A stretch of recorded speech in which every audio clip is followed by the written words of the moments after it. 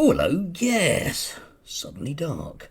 Yeah, I was doing a trawl through GB News for a longer piece, and I came across this gem with Andre Walker, and I'm actually shock horror going to be really nice about Andre Walker here because it's not very often that he appears to be the intellect in the room. What he was saying in this piece, I think it's totally valid.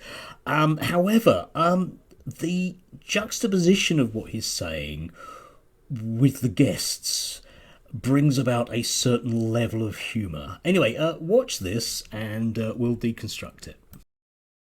Try to establish a system in which people stamps. receive. Well, yeah, thank you. Vouchers. Food stamps, something like that. You essentially there's a kind of online account, and it works at Tesco for a pint of milk or a loaf of bread. Definitely. You have your bills paid with this and your food bills. Is that not a bit like essentials. the sort of Chinese Communist Party, though? Well, no, it isn't. When someone's actually, I want to say, Mickey taking here, really it is. It's really wrong.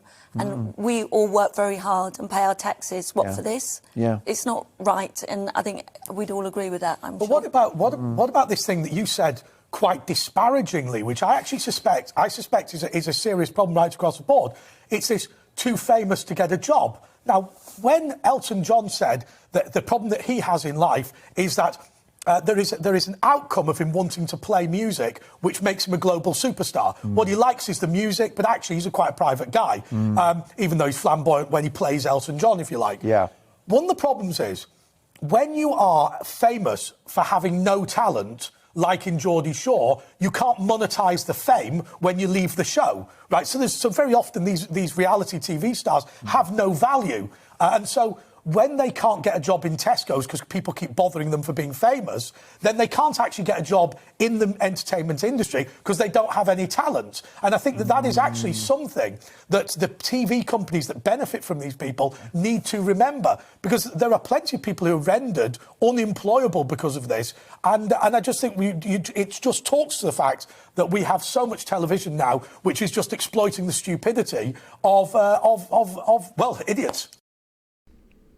Well, there you are. Priceless. Yeah, the other three people are Mark Dolan, obviously, who's a comedian, and there's Lizzie Cundy, who appears to be famous for having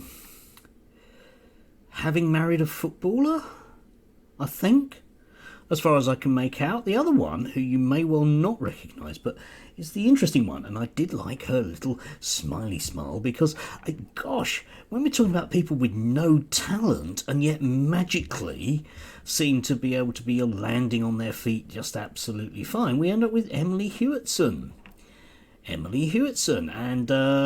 she appears to be famous, as far as I can make out, for being a woman that has breasts, which is quite an achievement, apparently.